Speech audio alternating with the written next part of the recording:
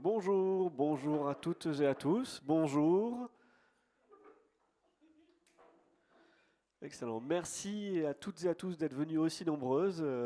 Merci également à la médiathèque Baldwin d'avoir organisé cet événement et de m'y avoir invité. Voici le thème de ma conférence sur la question des personnes migrantes et du regard nécessaire qu'il faut changer sur leurs conditions. En guise d'introduction, voici cette première slide. C'est vrai que ce sujet est important pour moi parce qu'on voit au quotidien, dans les médias, sur les réseaux sociaux, sur Internet, dans des images, dans des vidéos, des personnes migrantes qui sont immigrées ou migrantes, et on se pose souvent la question de est-ce que c'est un phénomène récent? Pourquoi migre-t-elle? Que fuit-elle? Et on est submergé par ces informations aujourd'hui.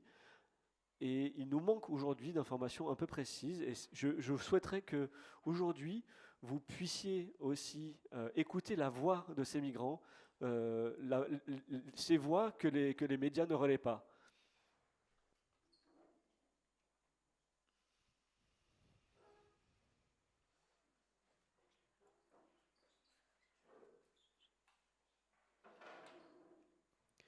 En avant-propos, j'ai besoin d'éclaircir un certain nombre de termes et de définir certains termes.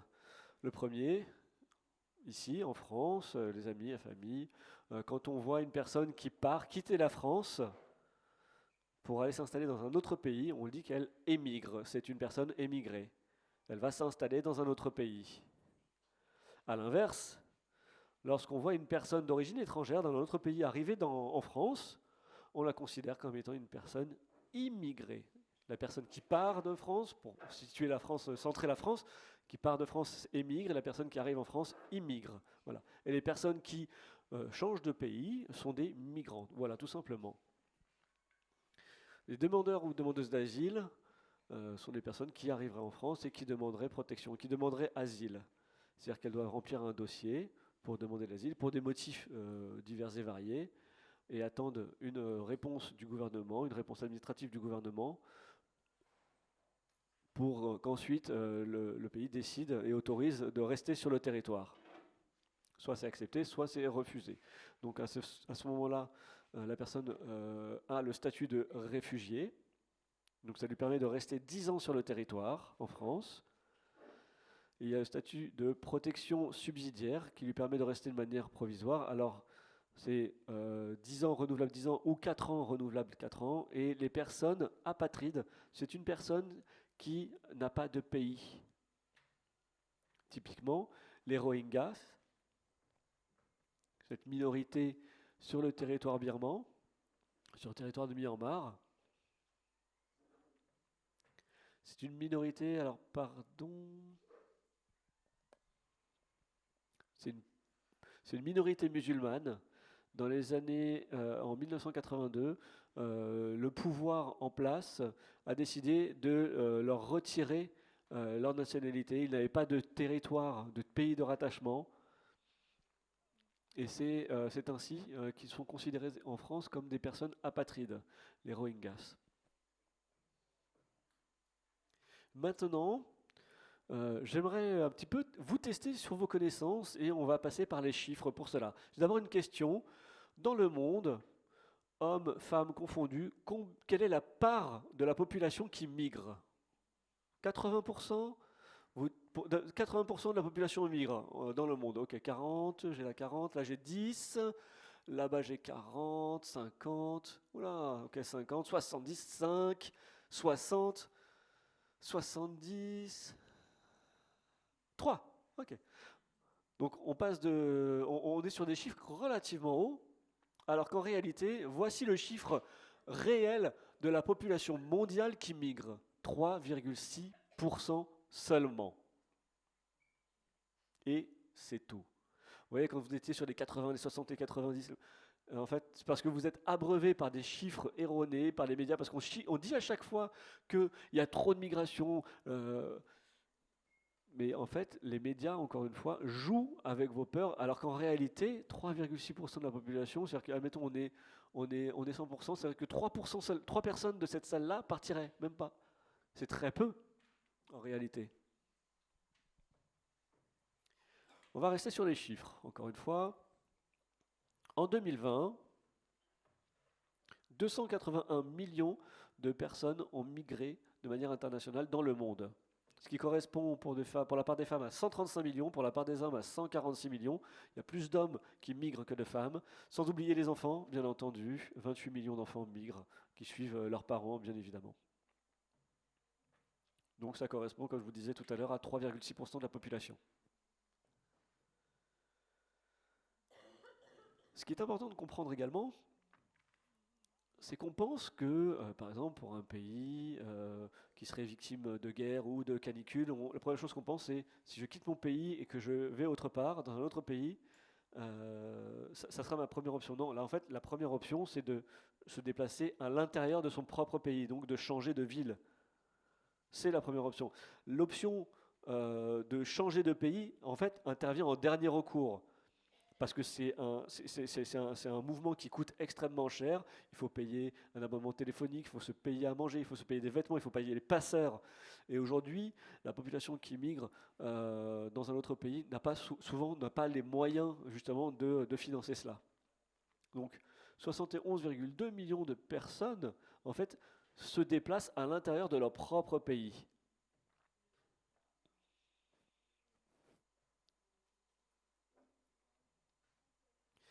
Et maintenant, on va faire un focus sur la France et les DROM, départements et régions d'outre-mer. Combien, à votre avis, de titres de séjour ont été délivrés en France en 2024 ?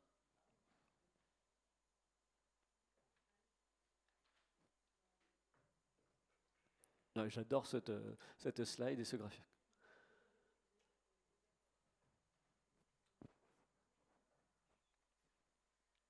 Donc les médias, souvent, nous montrent que les gens arrivent par bateau, que ce sont des migrants qui arrivent par car, etc. Ah bon? Mais en fait, le premier motif d'immigration, ce sont pour les études. Les premiers migrants sont les étudiants. Ça, c'est un chiffre donné en 2024. 110 633 étudiants d'origines diverses et variées ont demandé un titre de séjour pour étudier en France. Des immigrants qui demandent à rester en France pour le regroupement familial, pour des motifs économiques. La France a besoin de main-d'œuvre, pour des raisons humanitaires également. Et le dernier motif d'immigration, c'est humanitaire. Alors que les médias nous montrent que c'est des migrants essentiellement humanitaires, alors qu'en réalité, c'est le dernier motif de migration en France.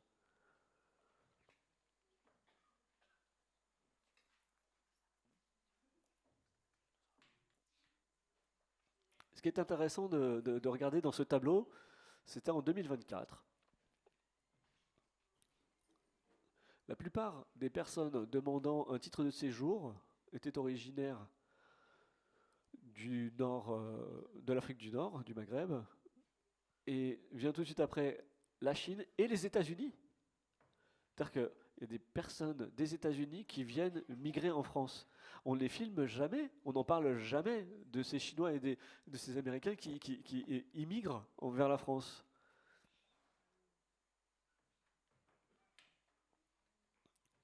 De la même manière que les groupes politiques d'extrême droite disent oh là là, la France est le premier pays à accueillir l'immigration. Et quand on regarde en réalité les chiffres dans le détail, sur l'UE des 27, l'Allemagne arrive en tête et loin devant. L'Espagne est en deuxième position, la France est troisième, pardon. L'Italie, mais également la Pologne. Alors, la France n'est pas le pays qui accueille le plus d'immigrés en Europe. Voilà les chiffres. Quelles sont les raisons de cette migration? Comme je vous l'ai dit tout à l'heure, les étudiants, vous l'avez vu sur le tableau tout à l'heure, le regroupement familial, je vous en ai parlé, les motifs économiques, mais ça je vais développer le sujet plus tard, et les demandes de protection. Alors quel type de protection? De quel type de protection parle-t-on? Et là je vais développer.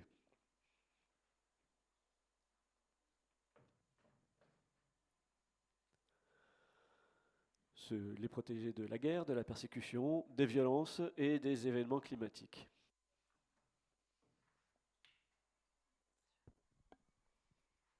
Ok, super.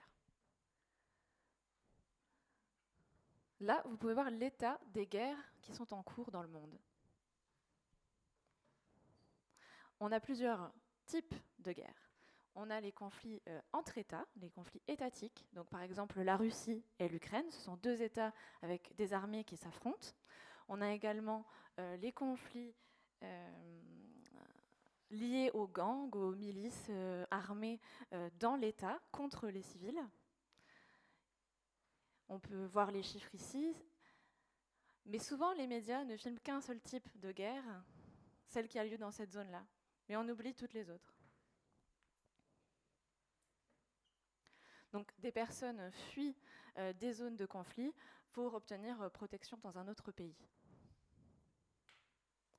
Le deuxième motif de fuite est la persécution, pour différents motifs. Ça peut être de la haine raciale, ethnique, des raisons de génocide, ou également lorsqu'un dictateur prend le pouvoir dans un pays et que les personnes sont affiliées à des groupes opposants, alors elles fuient pour éviter la persécution. Donc tout à l'heure, on parlait des Rohingyas au Myanmar, mais on a également une population ouïghour, qui est une population musulmane qui se fait persécuter en Chine. Voilà, donc toutes ces personnes sont des réfugiés. Un autre motif de migration peut être la violence. Donc vous savez qu'aujourd'hui, dans le monde, 60 pays condamnent l'homosexualité de peine de prison ou de peine de mort. Il y a également les réseaux de prostitution, la traite des êtres humains, l'esclavage moderne, les VSS, les violences conjugales. Par exemple, aujourd'hui, on sait qu'en Afghanistan, depuis que le régime des talibans a repris le pouvoir, alors la place des femmes et leurs droits sont très restreints. Elles ne peuvent plus divorcer, elles sont contraintes à rester dans le foyer. Et donc parfois, ces femmes migrent dans l'espoir de trouver une condition meilleure. Voilà, on peut passer... Ah non, pardon, attends. Est-ce qu'on peut revenir ? Oui. Aussi, donc peut-être que vous connaissez la coutume en Afrique qui est d'exciser les femmes. Donc voilà, souvent pour échapper à l'excision, ces femmes migrent.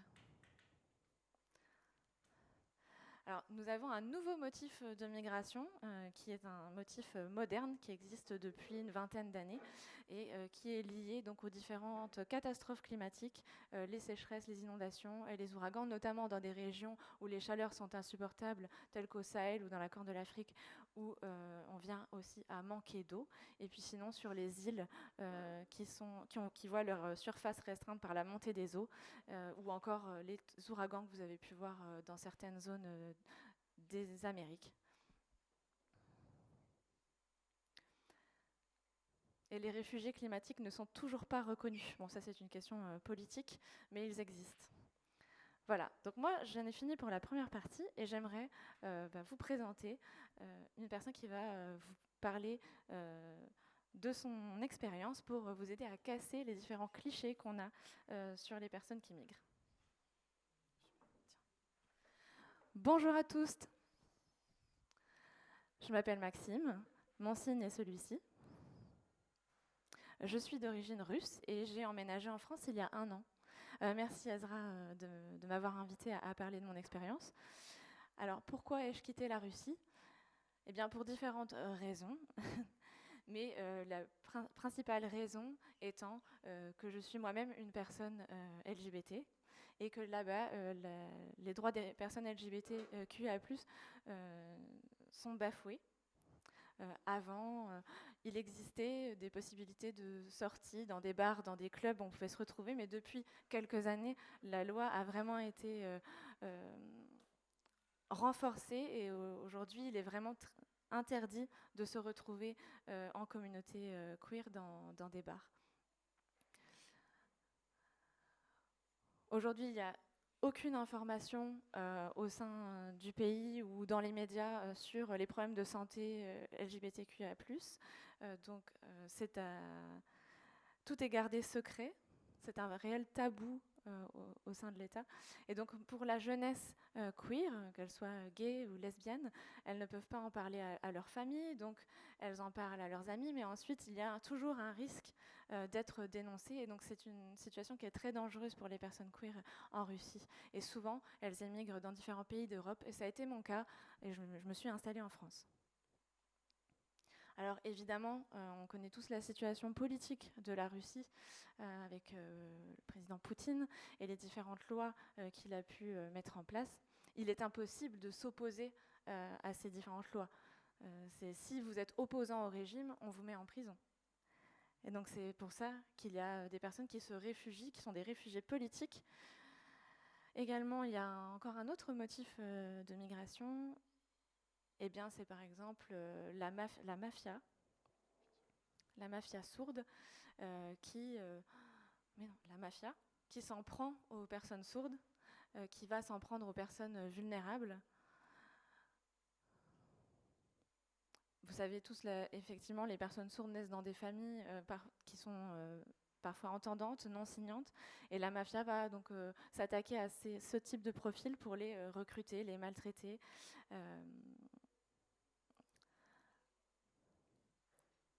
Voilà. Par exemple, eh bien, si on décide d'organiser une soirée, un événement avec des personnes sourdes, eh bien, la mafia va venir dire « Pour organiser cet événement, vous devez nous verser 30% de ce que vous allez gagner ». Et en fait, ça n'est absolument pas légal, mais c'est leur façon d'instaurer une domination. Et il n'y a pas de protection à ce niveau-là. Par exemple, il y a 3 mois, il y a une personne de 25 ans qui a été tuée par la mafia sur place.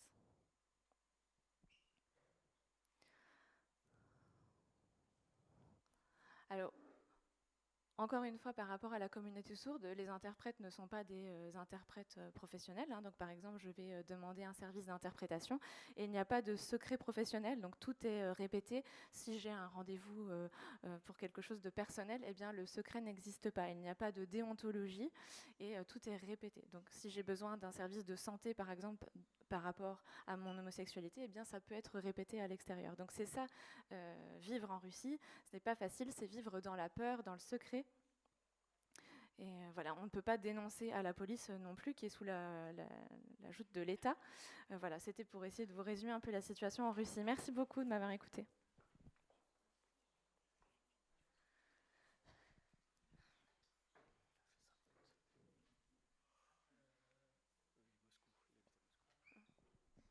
Bien sûr, on aura un moment de questions-réponses tout à l'heure, donc vous pourrez poser toutes les questions que vous voulez à Maxime.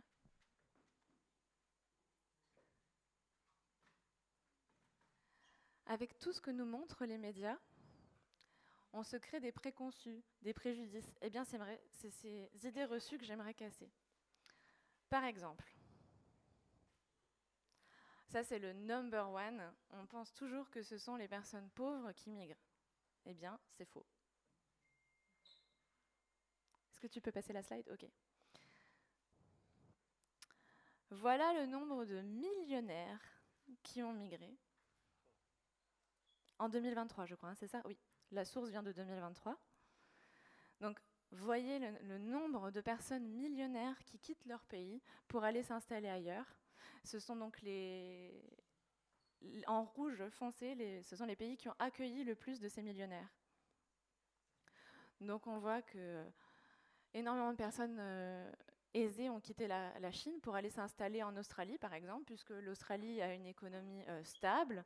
Leurs ressources financières leur permettent de s'octroyer des conditions de vie plus que confortables. Et donc, ce sont des personnes qui... il y a aussi d'autres millionnaires qui migrent pour rejoindre des paradis fiscaux, par exemple la Suisse. Et est-ce que les médias vous parlent de ça, de ces millionnaires qui quittent leur pays d'origine pour aller s'installer dans des paradis fiscaux? Deuxième cliché. Ah non, nous en France, on va pas partir, on est trop bien.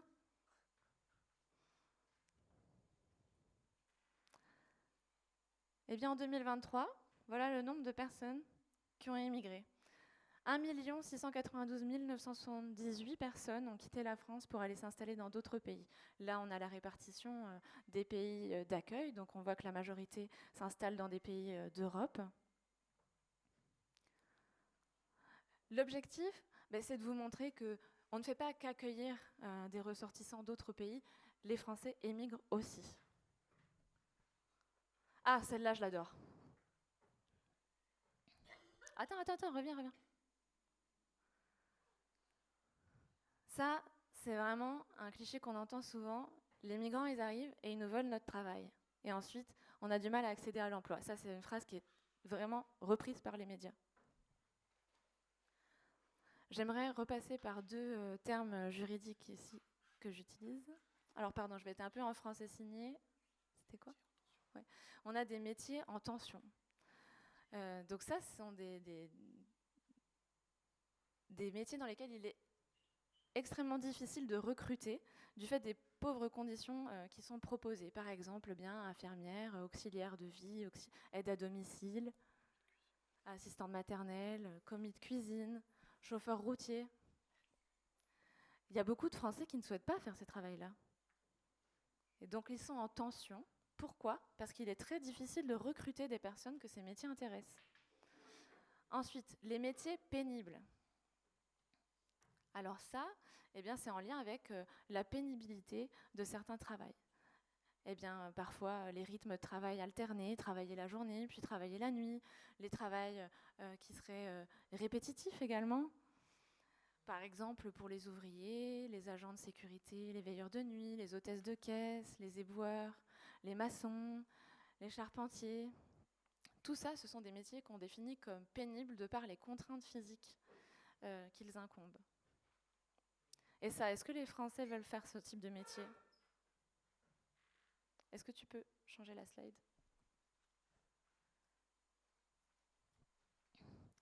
Si l'on commence à faire des recherches sur ces métiers en tension ou ces métiers à forte pénibilité, on se rend compte que la majorité des travailleurs sont des personnes immigrées.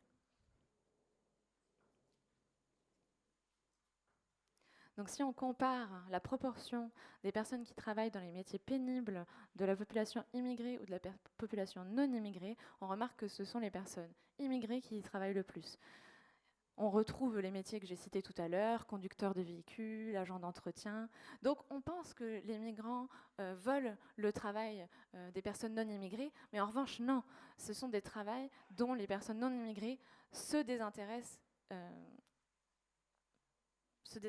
eux-mêmes puisque les conditions de travail ne sont pas intéressantes. Donc on sait très bien que l'économie coulerait complètement sans ces travailleurs immigrés. Donc c'est une force de travail. Est-ce qu'ils nous volent notre travail ? Non, ce n'est pas vrai. C'est simplement des tâches que nous ne souhaitons pas réaliser.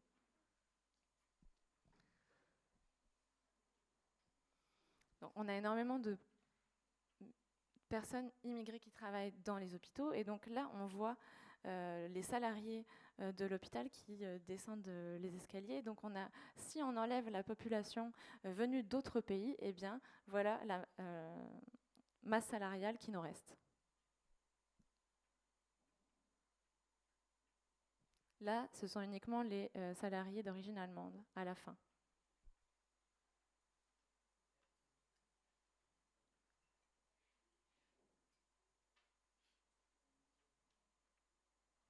C'est bon, je pense que tu peux repasser peut-être. Bon, ok. Donc si demain vous êtes malade et que vous avez besoin de soins, je pense que vous serez content d'avoir ces travailleurs à votre service. Ah, celle-là aussi, je l'adore. Et ça aussi, c'est quelque chose qui est extrêmement repris par l'extrême droite. Oh là là, il faut financer l'immigration, il faut les accueillir, ça coûte cher.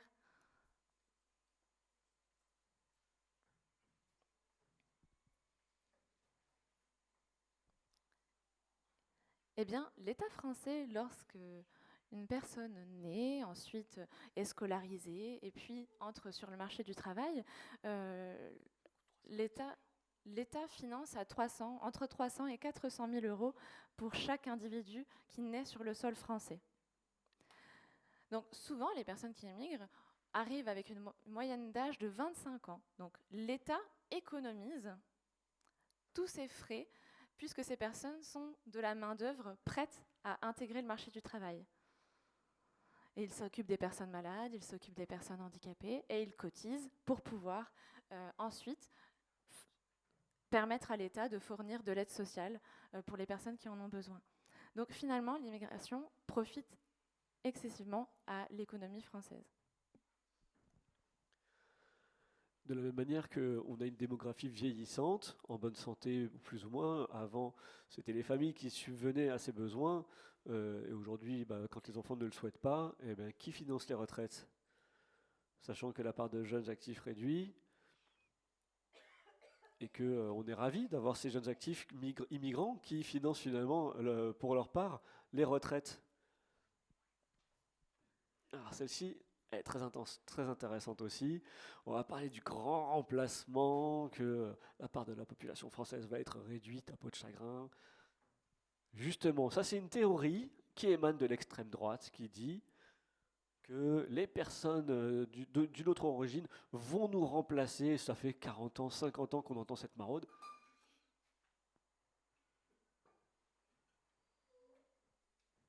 Donc on a 67 millions d'habitants en population française.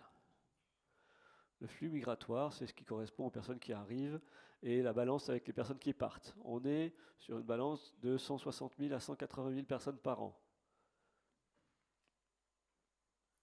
Donc on parle vraiment de grand remplacement là.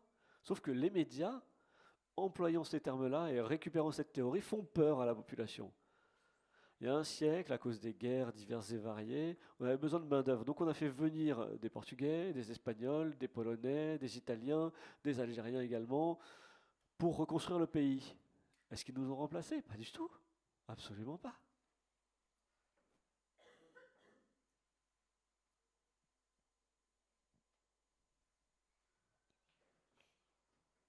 Donc on arrive au moment de la conclusion. Qu'est-ce que je pourrais vous dire pour conclure? Il y a effectivement ce que nous disent les médias et qui ont pour objectif de nous faire peur de l'autre, de nous faire peur des migrants, de nous faire peur des réfugiés.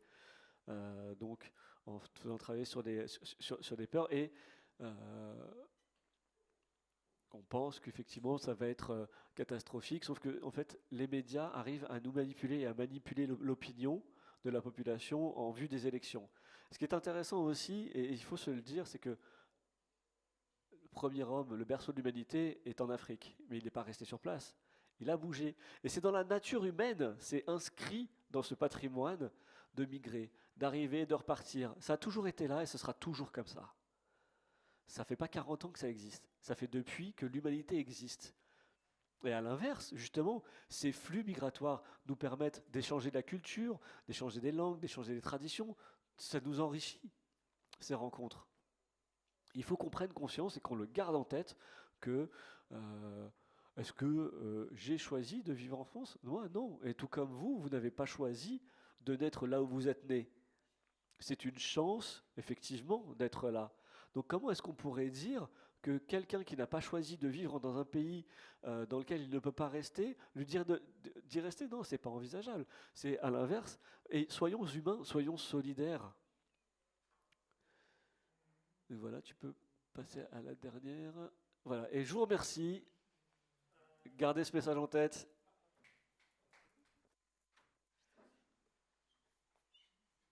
Ça va? Vous avez bien... Oui, ça a été rapide, effectivement. Donc là, on va passer sur la partie de questions-réponses. Vous avez le temps. Vous avez le temps. Si vous avez des questions, venez devant le public, posez vos questions. Et pensez bien qu'après, il faudra aller au niveau de la régie pour signer l'autorisation d'image. Si vous avez un problème, quel qu'il soit, venez me voir. Et ça va, ça va? Oui, oui, j'avais juste soif. Très bien, on peut commencer la session de questions-réponses d'un côté ou de l'autre, c'est vous qui voyez. Moi, je pourrais ajouter, effectivement, je suis arrivé en France l'année dernière. Qu'est-ce que j'ai fait en France? Non, je suis allé directement en formation avec Ezra qui m'a appris le français, la LSF, le français écrit. Mais effectivement, là, j'ai un travail. Je suis pas venu pour me tourner les pouces, je travaille. Et donc, je suis allé en formation et plus tard, j'aimerais pouvoir apprendre encore plus le français et continuer à vivre en France. Là, l'idée, c'est qu'effectivement, grâce à Ezra, j'apprends le français écrit et la LSF. Voilà. En tout cas, merci beaucoup à toi, Ezra, de m'avoir permis cela. Génial. Non, ouais, je vois plein d'amour au fond de la salle. Si vous avez des questions, peut-être, venez devant. Bonjour à toutes et à tous. Alors, c'est un vrai. Ta, ta, ta. Ah, c'est bon. Je voulais féliciter pour ce travail, cette présentation très claire, impactante. Et sur titre, j'avais une question plus généraliste sur les populations sourdes. Est-ce que tu as déjà fait une étude sur les migrations des populations sourdes? Tout comme là, ce que tu viens de nous présenter là? C'est une bonne question. J'ai pas de chiffres précis qui concernent les populations sourdes étrangères. C'est vrai que tous les ans, on a des groupes de migrants. Je crois que ça fait depuis combien d'années? Ça fait 15 ans qu'on travaille avec des groupes de migrants, effectivement, et sur Paris, non, mais effectivement, c'est une très bonne question. Non, pour le coup, j'ai pas de réponse à t'apporter. Bah, faudrait que je te donne les chiffres de la mairie de Paris pour que tu puisses éventuellement t'en saisir et faire une extrapolation. Oui, très bien, merci. Une autre question peut-être?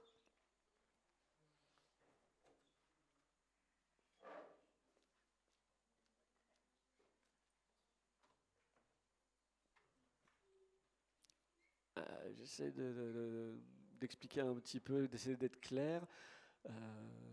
Effectivement, il y a ces échanges, mais à côté de ça, en France, il y a donc des étrangers qui arrivent ici. Alors il y a des conditions, effectivement, bah, de devoir respecter, de s'engager, de respecter.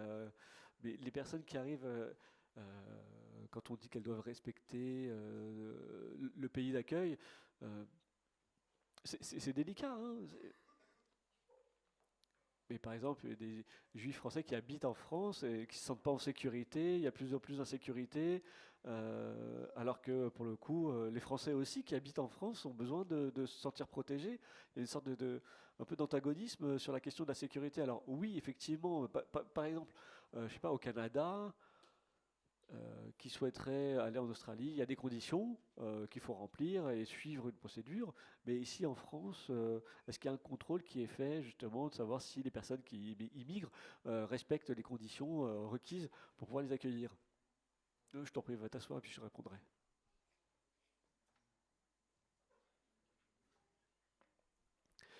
Euh, Est-ce que toi, tu as eu un sorte de règlement à respecter quand tu es arrivé en France? Je te posais la question directe, hein.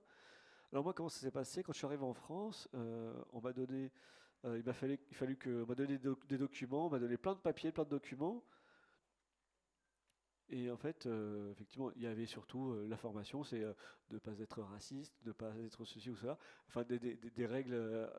Quand je suis arrivé, je n'avais pas d'interprète. Je suis allé à l'OFPRA, on m'a dit oui, oui, ça va être possible, mais à l'office, il n'y avait pas d'interprète. Donc, effectivement, il y a eu une explication sur les règles à respecter.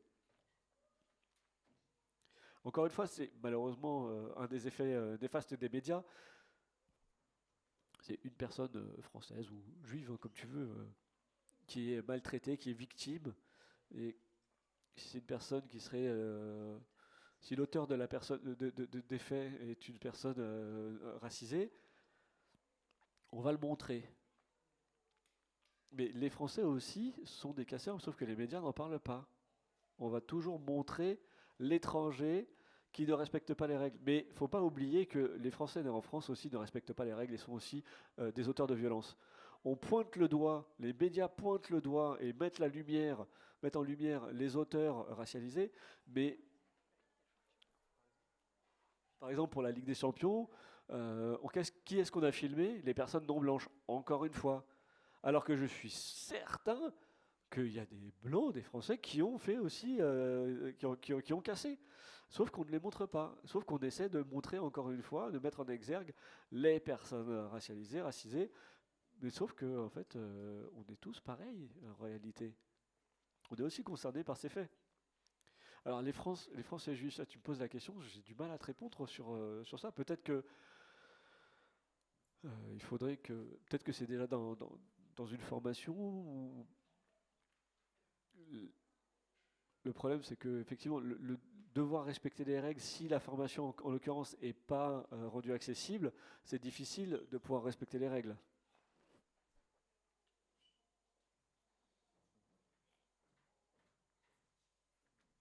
Merci, c'était vraiment très intéressant. Alors, moi je vais me placer du point de vue, parce que je suis issu d'une famille d'immigrés.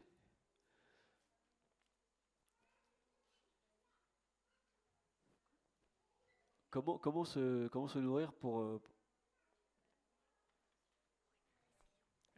être résilient?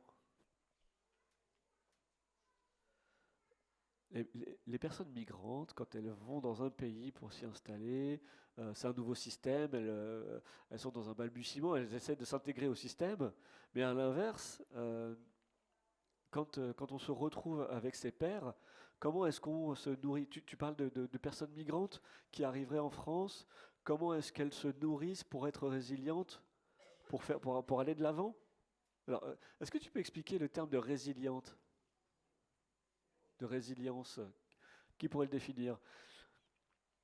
Ben, en fait, c'est au quotidien, c'est être prêt. Par exemple, les entendants voilà, quand on est sourd et qu'on sait qu'on va devoir communiquer, c'est être prêt à caler son téléphone pour pouvoir communiquer par l'écrit. C'est voilà, c'est envisager des solutions aux problèmes qu'on pourrait rencontrer. Est-ce que tu voudrais expliquer, par exemple, nous partager ton exemple? Ben, en fait, t'es sourd ou pas sourd? Ben, justement, moi, je viens d'une famille marocaine, ma famille a migré. Parce que, moi, en tant que femme sourde, une famille d'entendantes, j'ai pas eu justement ces aides pour pouvoir m'adapter, mais pour être résiliente. Être résiliente. Et c'est-à-dire que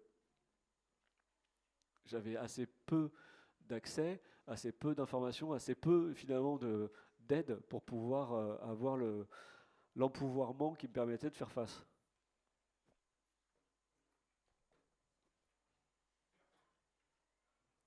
Je sais que les migrants qui arrivent en France peuvent souvent être victimes de traumas et ont besoin d'un accompagnement psychologique afin de pouvoir intégrer ce territoire sur lequel elles s'installent, en l'occurrence la France. Mais alors, il n'y a pas de structure d'accueil pour les personnes sourdes migrantes en France. Quand elles arrivent, on sait pas, elles savent pas signer, donc il faut qu'elles apprennent soit la LSF, le français en écrit, il faut apprendre les règles. Aujourd'hui, même à Paris, il n'y a pas de structure dédiée. L'idéal, ce serait de pouvoir créer une structure qui accueillerait les personnes migrantes sourdes pour leur apprendre et s'entre-nourrir effectivement. Et le problème numéro un, c'est qu'il n'y a pas d'argent dans les caisses. On pourrait faire venir plein de migrants sourds, etc., mais leur dire désolé, ici on n'a pas de possibilité. Peut-être qu'il y a des idées qui pourraient émerger et des forces se joindraient les unes aux autres pour pouvoir monter ce type de structure, pourquoi pas? Y a-t-il une autre question? Oui, ici.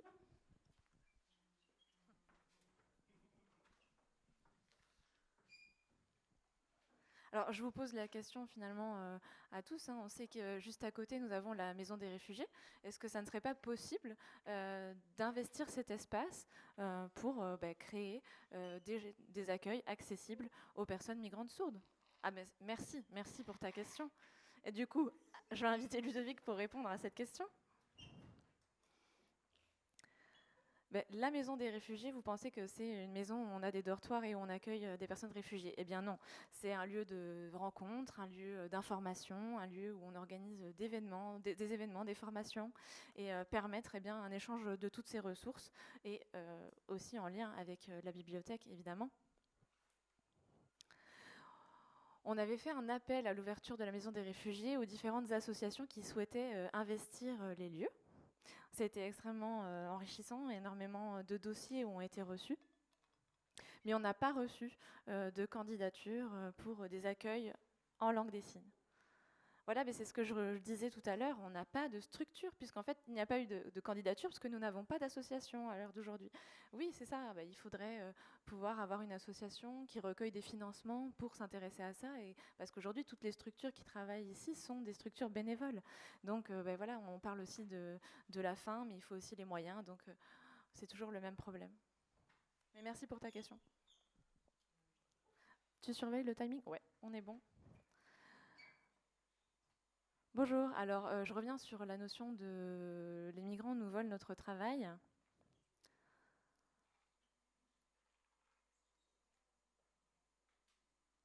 Alors moi je suis français et j'ai travaillé dans des garages et on a embauché le double de travailleurs immigrés que de travailleurs français. Et pour moi, ça c'est un vrai problème, je ne suis pas d'accord avec ça. Ils les payent moins cher et du coup il y a un turnover qui s'installe chez les salariés non immigrés. Voilà, c'est une situation pas simple puisque du coup ils embauchent de plus en plus de salariés immigrés. Alors oui, mais après du coup ça c'est la faute de l'entreprise peut-être. Est-ce que c'est pas un patron qui ne respecte pas la loi? Alors pour l'interprète, l'interaction va trop vite. Mais peut-être que donc c'est le patron qui profite des salariés immigrés, puisque vous savez qu'en France, normalement, on doit payer les salariés au SMIC, au salaire minimum, et donc ça veut dire que ce patron ne respecte pas la loi. Normalement, il y a des contrôles qui sont faits, mais voilà, c'est une situation un peu gênante.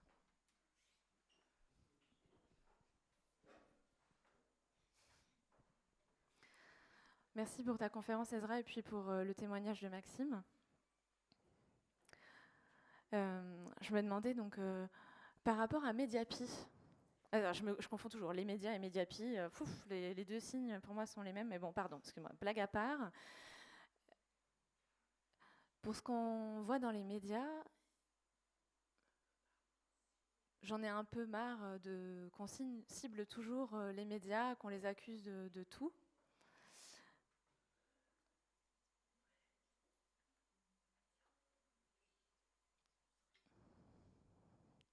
Les médias disent souvent que les migrants volent le travail. Est-ce que c'est quelque chose qu'on entend réellement beaucoup dans les médias? Est-ce que beaucoup de médias disent ou écrivent les travailleurs immigrants nous volent notre travail?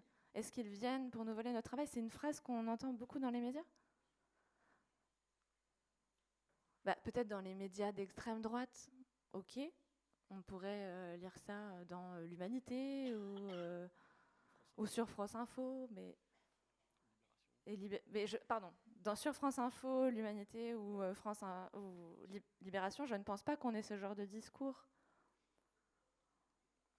Parce qu'aujourd'hui, on sait que la France a besoin de personnes immigrées pour assurer l'économie. Donc, est-ce que dire les médias en général est une bonne chose? Je ne sais pas si vous avez vu, mais depuis plusieurs mois, tous les médias d'extrême droite achètent différentes chaînes de télé, différents journaux. Et donc, est-ce qu'on ne peut pas, du coup, généraliser, puisque c'est ce qui se passe? On voit aujourd'hui qu'il y a une mainprise de l'extrême droite sur les médias. Enfin, voilà, je te parlais peut-être... Moi, je lis effectivement des médias qui seraient d'extrême gauche, mais la majorité des personnes voient ça, puisque c'est ce qui est disponible en grande majorité, c'est le mainstream. Mais est-ce que c'est pas aussi le rôle aux médias de montrer des images pour sensibiliser? Parce que moi, je me rappelle de quelque chose qui m'avait vraiment impacté quand j'étais petit. Je devais avoir entre 7 et 9 ans, dans les années 70-80. Sur la crise migratoire, je me rappelle, on voyait des images de personnes qui étaient beaucoup trop nombreuses sur des embarcations qui finissaient par couler. Et j'étais submergée d'images, mais ça m'a aussi fait prendre conscience de la souffrance et de la difficulté de ces parcours. Et donc, évidemment, je me suis dit, il faut accueillir ces personnes. Et donc, les médias ont aussi un rôle de sensibilisation. Ah mais oui, bien sûr, d'explication, de sensibilisation, bien sûr. Voilà, et je trouve que c'est important aussi de replacer le focal sur l'humain et sur les violences qu'ils peuvent subir. Et donc je pense que, voilà, accuser les médias en général, ça me gêne un peu. Oui, non, là c'était vraiment aussi d'utiliser des clichés pour casser les idées reçues. Voilà, c'était quelque chose de très généraliste. Je sais pas quelle heure il est. C'est bon ? on peut encore prendre une question. Je veux proposer... Alors, je ne vous vois pas. Où êtes-vous? Je ne vous vois pas, dit Fabien. Ok, bah venez.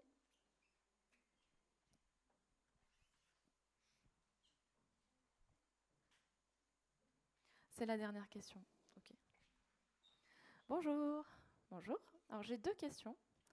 Bonjour tout le monde, c'est bon? On me voit? Super.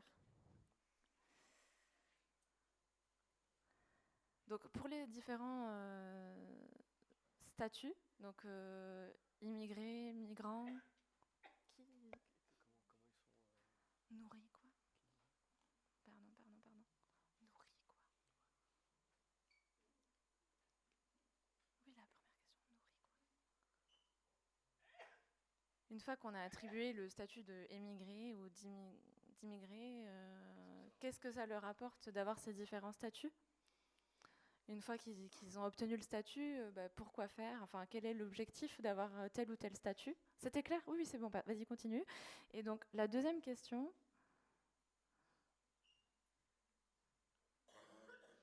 est-ce que toutes les régions du monde ont besoin de ces personnes de la même façon?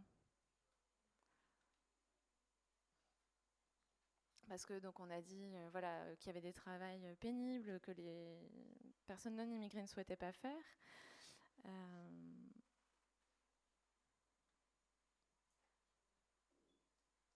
Puisque les personnes considèrent qu'elles sont dans une situation suffisamment confortable pour ne pas avoir besoin de ces emplois-là. Est-ce que le besoin est le même pour les personnes qui arrivent et qui sont un peu désespérées de trouver un emploi? Est-ce qu'on peut parler des différents besoins des différents types de populations? Alors, c'était quoi la première question? Ah oui, c'était ça. Une fois qu'on a attribué les statuts, quels avantages, qu'est-ce que ça apporte aux personnes qui demandent le statut? Eh bien, moi, donc, quand je suis arrivée en France, je suis allée à l'OFPRA. J'ai expliqué que je suis une personne LGBT, que j'ai besoin de protection puisque je viens de Russie. Et donc, là, les discussions se passent avec l'OFPRA. On me propose un hébergement. Alors attention, je ne l'ai pas eu tout de suite. Au départ, j'étais dans des logements provisoires chez des amis. Ensuite, j'ai eu un hébergement dans un dortoir de 4 personnes à l'hôtel. Donc moi, j'ai dit que j'avais besoin d'être dans un logement queer. Donc je n'ai pas payé pour ces logements, c'était gratuit effectivement tout au long de la procédure. Ensuite, j'ai reçu 200 € d'allocation pour mes dépenses alimentaires. Voilà, mais je n'avais pas l'AAH ou quelconque autre aide à ce moment-là. Et une fois que j'ai obtenu le titre de séjour, alors là, je n'ai plus les 200 € et j'ai été...